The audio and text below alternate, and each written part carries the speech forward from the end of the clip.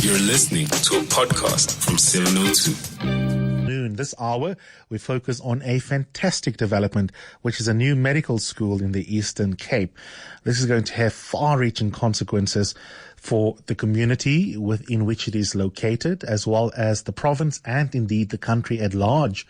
And it is mind-boggling that very few media outlets have put the spotlight on this particular development. It really is an important game changer. We are a country that continues to battle the question of how to deal, particularly with crises in the public health sector.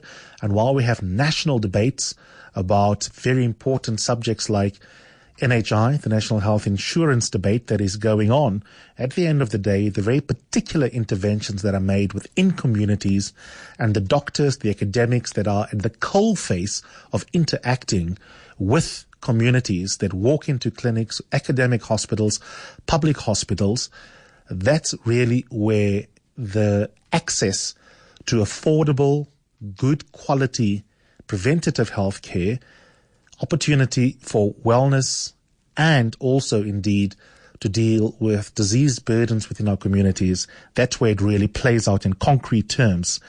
And I can't remember when the last medical school, in fact, in South Africa was founded, but this must have been decades ago. And this is not something that happens every single day. There is an incredible gestation period that comes with setting up the infrastructure, getting the staff, the curriculum right. And the work that has gone on here is incredible.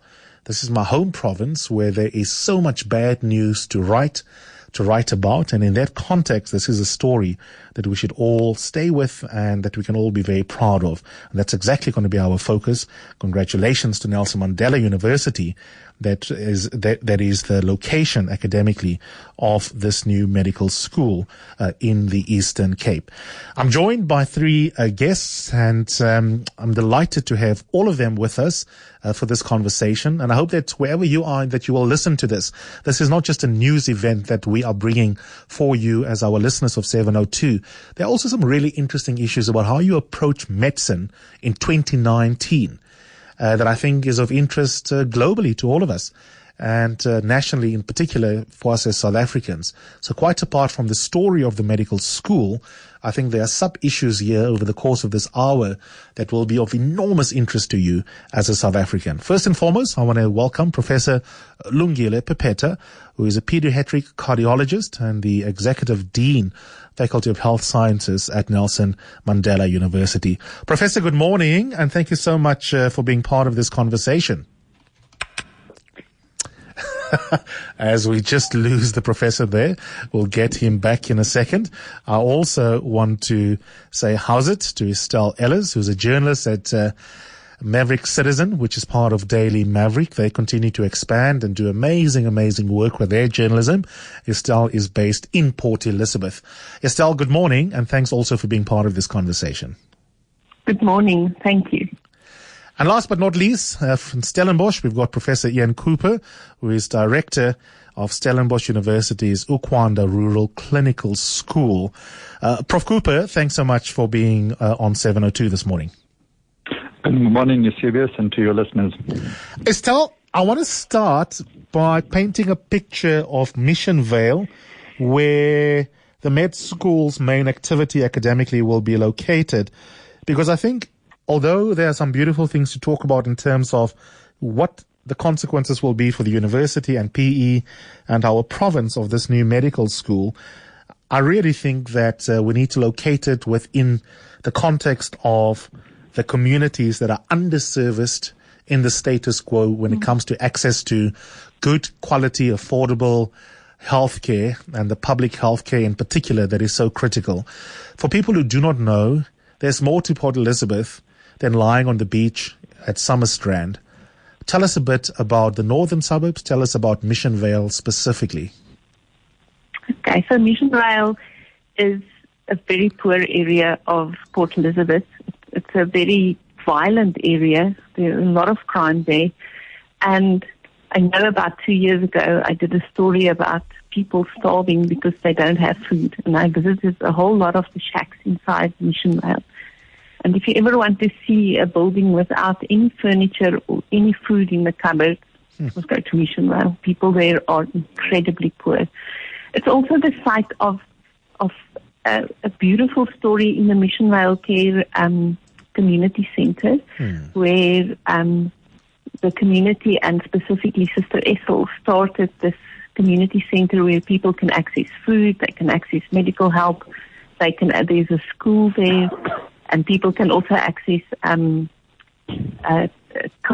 counseling if they need it, because you can imagine that if you live in such a violent area that you also need to get some psychological counseling.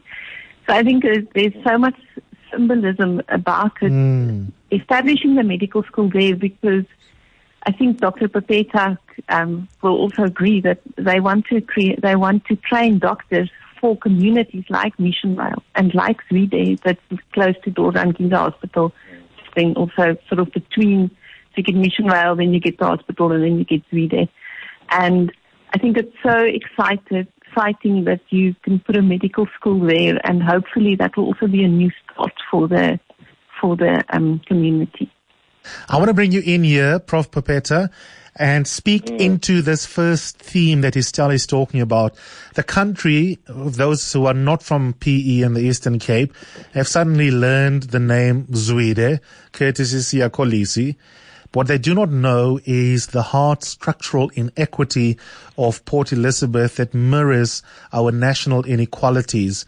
When it comes to Zwede, when it comes to Mission Vale, those are areas where the apartheid government had deliberately underserviced those communities, including the old Vista University campus in that particular area. The opportunity for urban renewal is enormous. Talk to me about the incredible symbolism that Estelle so rightly foregrounds in the story of the geography and location of the new medical school. Why does it matter? Could easily have put it in the idyllic parts of Summerstrand, for example, but that would have been rather deaf to the realities of parts of PE that are grossly neglected. Yes, no, thank you. If I may, morning to the listeners and the panelists. Yeah, the thing about the whole issue of placing the medical school there is an issue that we've sort of thought about for a long time as an institution and as people that need to implement this. When we talk about institutions of higher learning and their relevance to society, particularly our own Nelson Mandela University, it talks about our namesake, to our namesake, and what he believed in. Yes. And also now, as our Vice Chancellor would put it, we need to be socially relevant as an institution of higher learning. So it starts there. And what an easier way to leave that than this one that we're implementing now, or as this one that we're implementing now, the medical school and the medical program, and the training of health practitioners in relevant communities. I know that the community is obviously foremost on your mind, but I want to also just talk about your own journey. Many of us leave the Eastern Cape. We come to Egoli to come and look for our fortunes. If we do go back to the Eastern Cape at all, many of us don't, we might work in, for example, the private sector. You might become a specialist. You are famous for the work you've done in pediatric oncology. And to be able to work in the public and private sector is an enormous opportunity for someone with your gifts academically and as a doctor. But academics are routinely undervalued, underpaid. Can you tell me why, on a very personal level, Lungile, why was it important for you to be part of this incredibly important project when you could easily just get on with your business, come and live here in Sandton or Morningside and be in private practice? Yeah, I think for me, I was born this way, really. I've always wanted to change people's lives. That has been the drive. Having grown in rural Bizana, in the former Transkei myself, and having studied medicine through the then Transkei bursary, we used to call it PSC bursary, I always wanted to go back and give back to society and change society. And so I continued to advance myself, specializing in pediatrics and then subspecializing in pediatric cardiology, I always thought I needed to go back and plow back in my province. And with that vision, I moved from one point to another to develop community. Since my area of practice is the medical area, then what a better place to be placed in than to establish a medical program to train physicians. And that's exactly one of the reasons why we wanted you to be part of this conversation, Professor Cooper. We need models of this. I was saying to my colleagues yesterday that some of my friends who study medicine in the UK, they often get seconded even to Jersey, to places like Barra, to come and learn how to deal with trauma, because sadly as South Africans, we're not short of cases of trauma from the whole week, but especially over the weekends. And outside of a war zone, this is probably the best location in a really callous kind of way for international med students to come and learn their craft. In Stellenbosch, talk to me about, because this is part of the inspiration for Professor Pepeta, the kind of work that you have done to make sure that medicine interfaces at the coalface with community requirements. What is the Ikwanda Center for Rural Health, and what kind of pedagogical benefits are there that come with establishing that kind of center in terms of the training of doctors for the society in which they will be located after graduating? So there are two things we know from international evidence about making a difference in terms of training or where people are going to work. One, it's about who you select and where they come from. And secondly, it's about where you train people and how you train people. And we know that those are the two big factors. So if we want to get more doctors, graduates into rural areas, we need to train them in rural areas.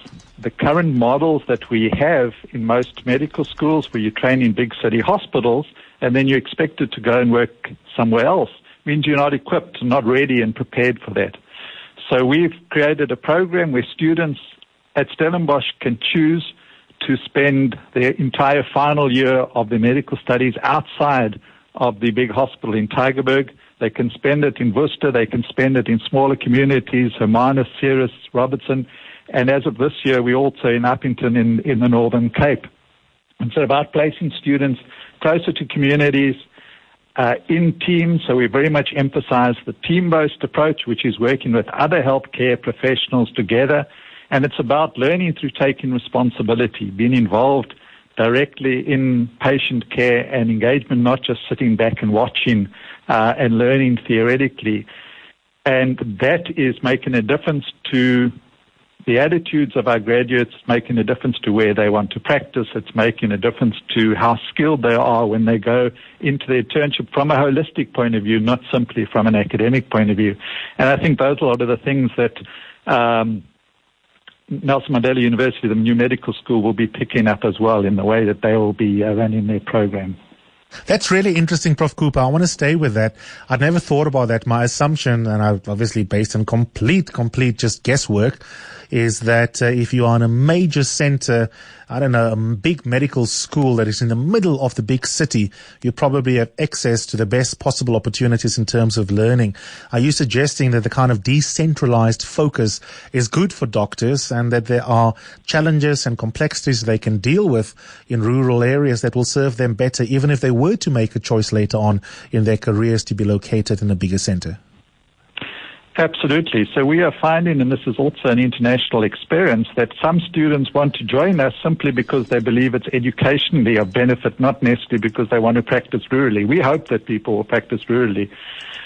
But one of the things that we've realized is that context is critical when we do training. And if we train people only in one context, it is difficult for them to pass on their knowledge and skills, or to use the knowledge and skills in different contexts. If we can maximize the number of different contexts, then people will feel comfortable to work in and practice. So the big central hospital is necessary, but so is the community, so is the clinic, so is the district hospital. All of those levels are places where we need to train, and we need to create more and more models that allow us to do that.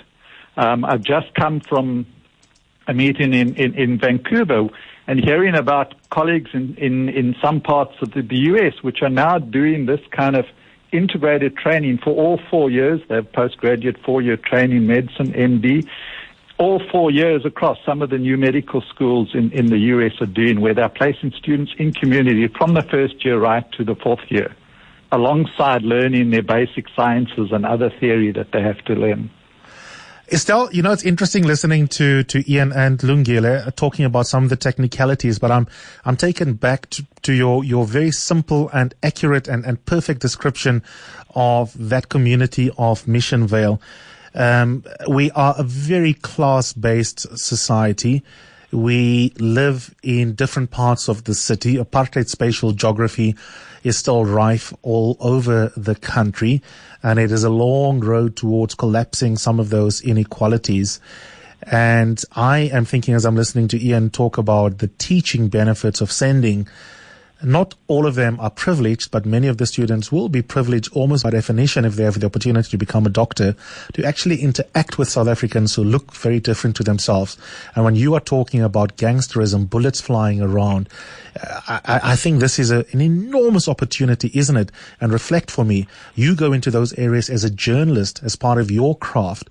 But for so many of us who live on the right side of the inequality divide, including where we are located in a city like PE, we often do not go to areas like Mission Vale. We end up anthropologizing fellow South Africans.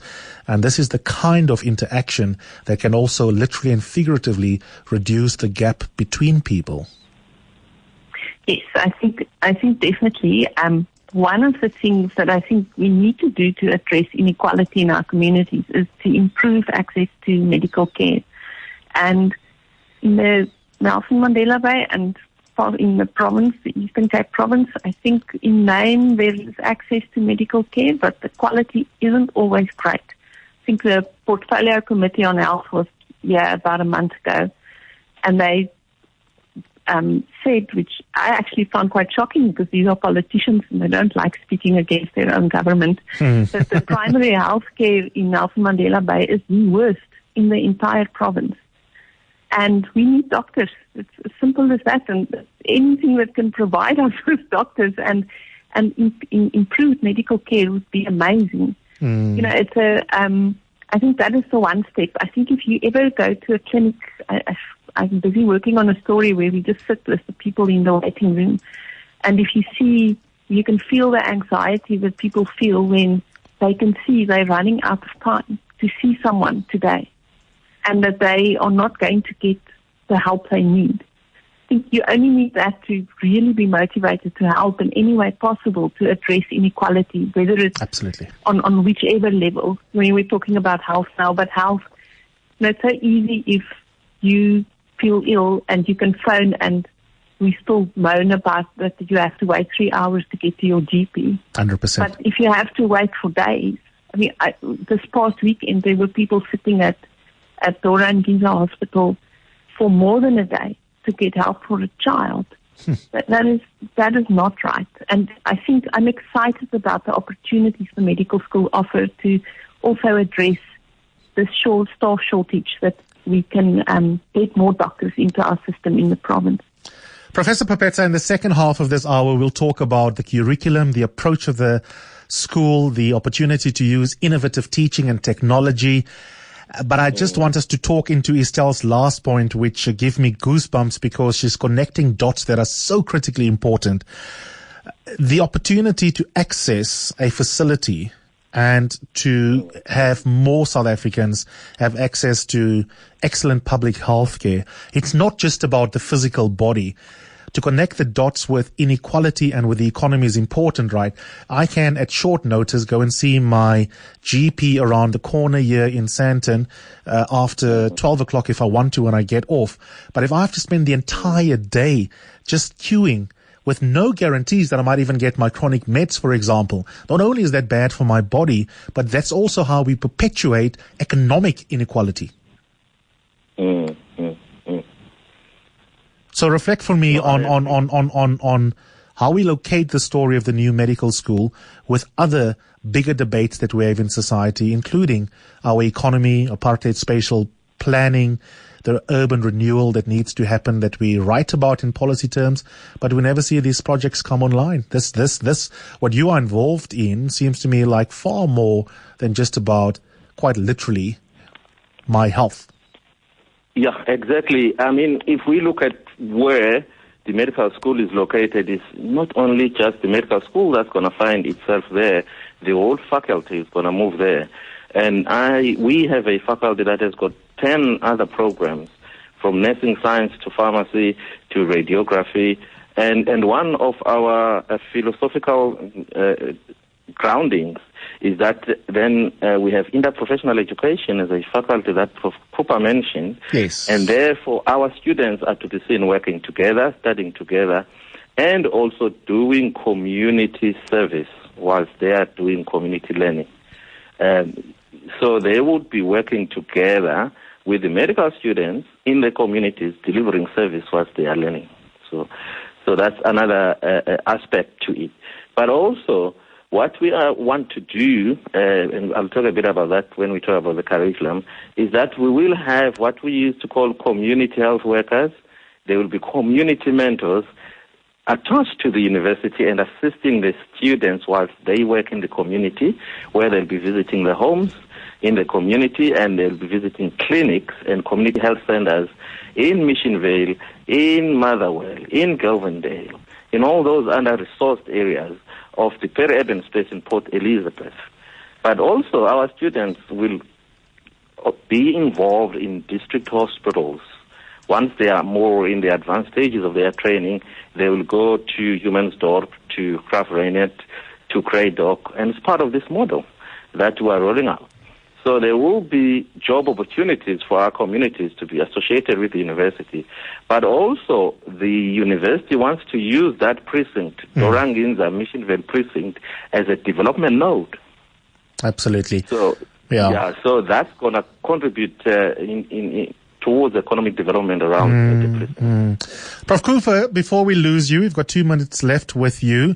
What are, with hindsight, important lessons learned in the setting up of Okwanda Center for Rural Health that, and I'm sure you've already done this privately anyway, but for the benefit of the public, are the kinds of things that you would have whispered to Professor Pepeta are important lessons in terms of the very design of a new med school located within an area like Mission Vale that one could not have anticipated might be challenges that you would have had once you do that, because the vision is one thing, and then there are things you can't anticipate that are challenges along the way. What are some of the challenges and pitfalls that one need to build into the design of a new med school that is located within an area like Mission Vale? Yeah, I mean, I think I could go into many things, but let me just mention 2 things that immediately come to mind, which are things that people often say, oh, we'll get to that afterwards. Let's just do the medical school and then we'll get to it. And I think one is the relationship with the community. It's a community engagement right from the beginning, and having a connection between the community and the medical school, being accountable to the community, making sure there's that interaction, the community health workers, Professor Pepeta was talking about, etc. But so that the students are welcomed into the community, that the students are owned by the community. A colleague in the Philippines talks beautifully about how students work to help transform communities, and communities help to transform students, that there's that reciprocal engagement. The second thing which has also come out is the issue of the interprofessional collaboration. Don't start and then afterwards try and add other professions to the program. Medicine dominates, and that's a problem. And if everyone starts together and works together from the beginning, you can cement that into the philosophy and into the approach, because we say very clearly internationally, it's that we need teams, we need to work as teams, but we don't train in that way, and that's what can make a huge difference. 2 stunning insights. I love that. I particularly love communities also transforming students, because we often see it as you are basically doing extracurricular service when you go into communities. But that's such a beautiful, beautiful insight. Prof. Cooper, thanks so much for being on the show today. That's a pleasure. Thank you. That was Prof. Ian Cooper, and Prof. Ian Cooper at Stellenbosch University's Ukwanda Rural Clinical School. If you've just tuned in, we are discussing a very exciting development. PE, in many ways, have been waiting since 1946 for a new medical school. This is the 10th medical school in South Africa. And very importantly, the location in Mission Vale and Zwide, which are areas populated by working class, unemployed and financially strapped communities in Port Elizabeth. Eusebius McKaiser on 702 for the curious. 24 minutes before 11 o'clock. We don't always have good news because there's so many problems to describe. But what a wonderful hour this is turning out to be. I wish we had 2 hours forward. An excellent development, a new medical school that will be opening in 2021, Nelson Mandela University. And this is something that the community has been waiting for a good 80, 90 years, quite frankly. The 10th medical school in South Africa, and it will be attached to Nelson Mandela University, but the particular campus, which is for me also an awesome part of it, and that's why we have spoken about location, is in the Mission Vale and Zwide areas. Anyone who knows PE knows that those are underserviced communities. Still with me is Professor Lungile Pepeta, who is a pediatric cardiologist and executive dean of the Faculty of Health Sciences at Nelson Mandela University, and also journalist at Daily Maverick Citizen. Based in the Eastern Cape is Stel Ellis. Prof, let's just speed it up before time runs out. Firstly, how remarkable is this? I mean, I've sort of just got into a description of the communities because it warms my heart as someone who comes from a working class Eastern Cape background that it will be located there. We've spoken a little bit about the pedagogical benefits, etc. But why did it take so long? I mean, some of the reports I've read say that PE's residents have been waiting even before apartheid's formal dawn in 1946 for this to come on board. Why is it so hard for medical schools to be established in the country in general? This is our 10th one, and it must be some time since the 9th one. Yes, no, they are really very expensive to set up, and there's a lot of negotiations that need to take place between the Department of Higher Education and Training and the Department of Health, because then they are co-managed by those departments. And there needs to be a lot of political negotiations. There needs to be a lot of negotiation in the institutions themselves and the readiness to set them up. Because once you set them up, you don't want to see them fail. That's the main thing. And have they given the go-ahead? I know a site visit was meant to happen involving also not just the Higher Education Ministry in the state, but the Health Professionals Council of South Africa, so that we know that you're not up to nonsense there in PE. Have everyone who needs to give the green light been giving it? No, it's in the process now, so it must serve at the airports early next year. So they've done their accreditation, but it must go back. They must report back to the airport. Okay. And then only after that, then we can say, yay, now we are fully accredited, or no, we need to do some more. I want to focus on a big theme that for me is really exciting, and that's the opportunity for a comprehensive approach from a syllabus content and teaching point of view. There's so much in modern medicine that's fascinating. The body philosophically was often seen as a problem because at the point at which you knock at Dr. Pepeta's door, something has gone wrong. We now know, both from a public health costing point of view, but also just in terms of living well, that prevention is better than cure, and that old adage is worth taking seriously, even in the design of your curriculum. Talk to us, obviously we don't have enough time, but at a high level, what is the approach going to be in curricular terms? Yeah. No, when we look at our curriculum, we want to really, train comprehensive health practitioners. Now, this must not be confused with primary healthcare practitioners. Comprehensive health practitioners, we want our medical practitioners to focus on good health and well-being, on disease prevention, treatment, rehabilitation, and palliation. So, and all those aspects are equally important in our curriculum. Traditionally, doctors are trained to give you the whole pharmacy of medication. They never talk about how you can prevent disease, you can live a good health, just so that you don't fall sick. But they are interested in giving an injection for that pain or that tablet for that hypertension. So we're changing our whole focus, that they need to be comprehensive health practitioners, but also train them with other professionals so that they are able to refer someone to a dietitian, for instance, that needs advice about diet, as someone to a physiotherapist that needs rehabilitation or palliation of some form. So all of that is embedded in the curriculum that we've developed. I think that's stunning. Estelle, I want to bring you in here. For us, though, as journalists, you know that horrible question your editor will ask you, what is the so what here? And part of the challenge here is going to be slotting in this philosophically comprehensive approach to medicine within the context of socioeconomic and political realities in PE. It's very, very hard to go to my nearest supermarket if I'm poor or unemployed or indigent in Zuide or Mission Vale and go and buy the nutritious stuff that I've been prescribed as an important part of prevention. Dietitians can be expensive as well. As you listen to Prof. Pepeta talking about that comprehensive approach, how do you enmesh that with also the story of unemployment, indigency, and all the other challenges that make it hard for people to live well, literally and figuratively, even if they've gone to a doctor that has that sort of comprehensive approach and consultation? No, I think it is difficult. I think some of the doctors and the dietitians in the public sector have been doing amazing work. I've seen a diet for type 2 diabetics that have been worked out to fit within a social grant.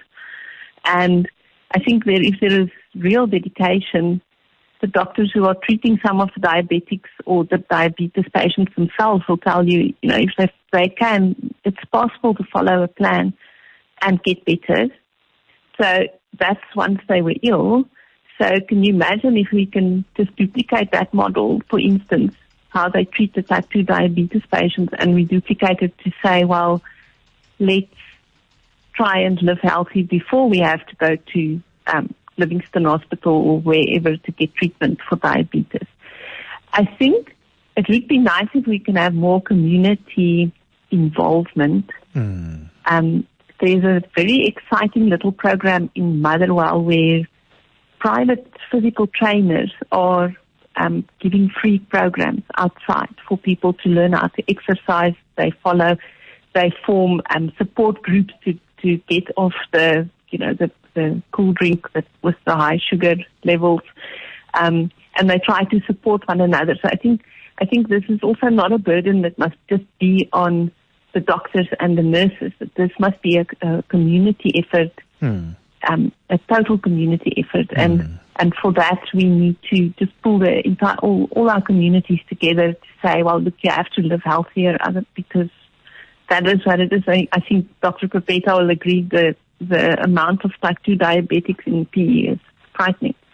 And that's what Prof. Cooper was speaking about earlier, about the importance of making sure that relationship with the community, a new med school must be in place. But despite what Estelle is saying, maybe I want to constrain this good news story a little bit and just draw you out on this one, Professor Pepeta. I hear what Estelle is saying, but communities do not wake up, nor the individuals within communities, and choose to make poor choices in terms of choices that run against their well-being. Often we make poor choices because our choices are situated within structural inequities. If I don't have a stake in society, if I've dropped out of school, if I've been drafted into a gang, if unemployment levels are not just high nationally, but disproportionately high in my community, the last thing I'm going to do is to go and rock up at the new medical school for a community-based morning session where I'm going to be told, eat your veggies, go and do your exercises, go for a nice brisk walk, because my daily existential needs are far away from that kind of narrative. How are you going to deal with that reality? Yeah, you see, then that's why our approach is different. We're not putting up an ivory tower in Missionville where communities must just come to. We're going to embed ourselves in communities. We will leave our luxury in our big university structures and be part of the community. And we're going to do this through our interprofessional community-based education model, where we won't be going as medical students alone, but we will be going with social work students through our social development professions department, with nurses, and engaging the communities, but also through our model, which we call asset-based community development. Communities must not see themselves as, I have to go and beg, but they must look at themselves and say, what assets do we have and how do we develop those assets? So if now we're talking about a diet and we're going with a dietitian, we can advise them on growing small urban gardens and start developing those veggies in their backyard that are good. So those are the other aspects and the projects that we have.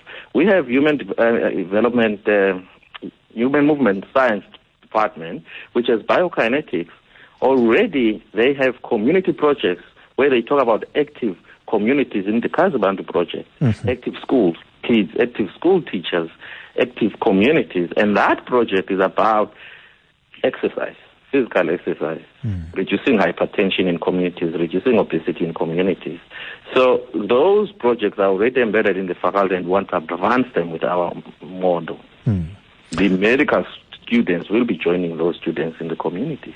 Okay, let's take a break. On the other side of this, I want to talk about the opportunity to use technology and AI in particular as well for some really cutting-edge teaching and research when it comes to, for example, surgery, and what some of the things are that this new medical school in PE can do that will be a first in South Africa. Eusebius McKaiser on 702 for the curious. We're wrapping up our conversation about a new medical school that will be starting in 2021 in PE at Nelson Mandela University.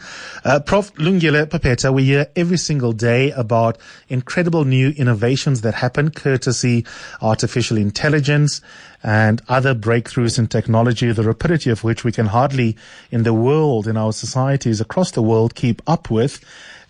Surgery, for example, that can be done sometimes remote location and what have you. Talk to us about the opportunities for using some leading global technology in this new medical school. No, thank you.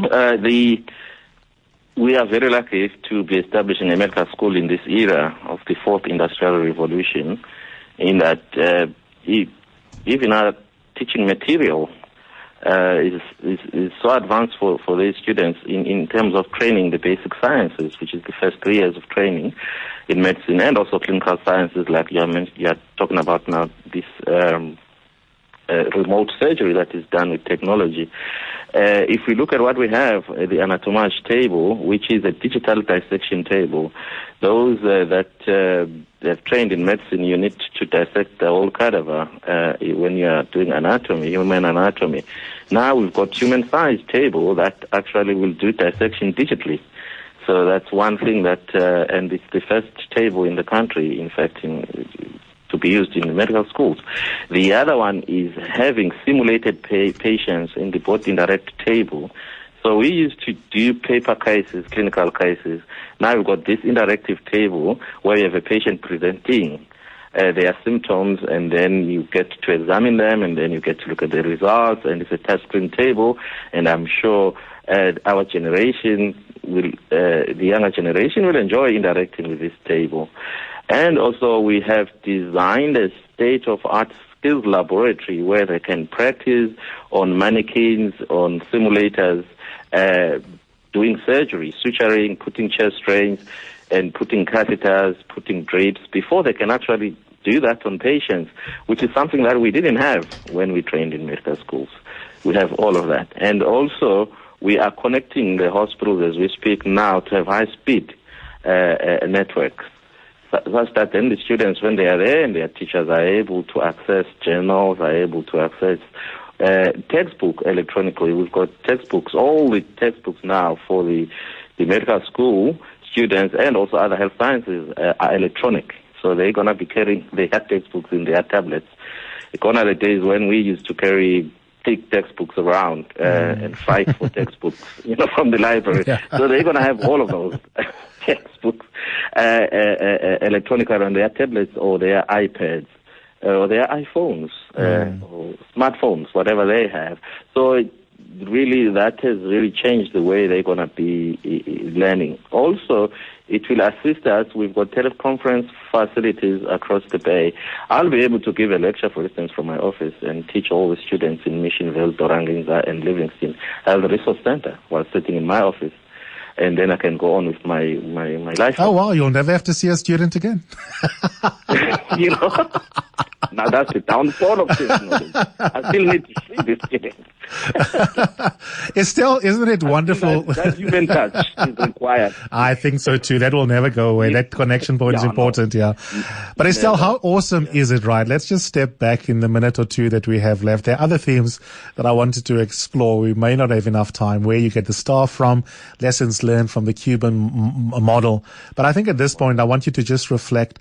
Our province, there's so much bad news associated with it, whether it be Rassie Erasmus's dispatch that is running out of water, whether it be, you know, how dirty Mthatha has become, or Butterworth, the horror story of my own city, Makhanda, and the municipality in degradation. And then you listen to what Lungile has just spoken about, even from an innovation point of view. This is exactly what we need, isn't it? Absolutely. I think it's wonderful. I think this is really something that has turned the narrative about PE around. We just have to look at the chaos in council, and it's so nice to have a different story to tell than the terrible politics and the water and the rubbish. And I think it's amazing, and I think it will change people's hearts and their minds, and I am so excited for the opening of this medical school. 100%. Last word will go to you, Prof. I maybe will sneak in the Cuban story. Cuba is always like a controversial case study for anything in public discourse in South Africa. Some people love Cuba and lessons to be learned. Others think that Cuba often gets misdescribed as a beautiful location for observing what works and replicating it elsewhere. You've been to Cuba. Are there aspects of Cuba's approach to teaching medicine and to medicine itself that have been incorporated into the thinking behind this new med school? Yes, definitely. I've always believed that if you train practitioners using this comprehensive approach, you'll definitely produce better practitioners. But I was very convinced when I visited Cuba that was the right course and the right path to take in our approach in establishing our own curriculum. They use this comprehensive system of training and also of practice. And if we look at them, and for me, why do we train health practitioners? Why do we need health practitioners in our service platform? Is really to reduce death and disease. Absolutely. And if morbidity and mortality, that's what we are. And if we can't do this, then we are not needed. So for me, it was about learning from a country that is a low and middle income country, because health education is expensive and definitely healthcare is expensive. So if then one needs to deliver it, we don't have unlimited resources in this country. Let's go and learn from a country that has perfected that, because their life expectancy is around 80 years, and we're still struggling around 50 in this country. Yeah. But we probably have more money than them. So why not implement a cost-effective model in training our practitioners? I'm going to sneak in this question, even though we've run out of time. Restrict yourself to 1 minute. We can come back to it for a shorter 10, 15-minute conversation on another occasion. Where will the students come from? Because who's going to be these new doctors? Because there are inequalities in the education system at secondary school level as well. Will most of them come from private and Model C schools? Are you going to find that some of the kids that grew up in Bazana, where you come from, also will have a shot at being admitted? Yes, no, we've actually worked out a very comprehensive admissions policy draft, which is now going to go through the university system to be approved by council. And we're very clear, 60% of these students will come from Quintile 1 to Quintile 3 schools, the non-fee paying schools. And majority of the students will represent the demographics of the province.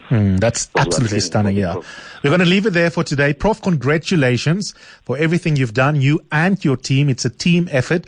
All the staff, many who have come internationally back to the Eastern Cape to be part of your project. Well done to you, the university, and the city.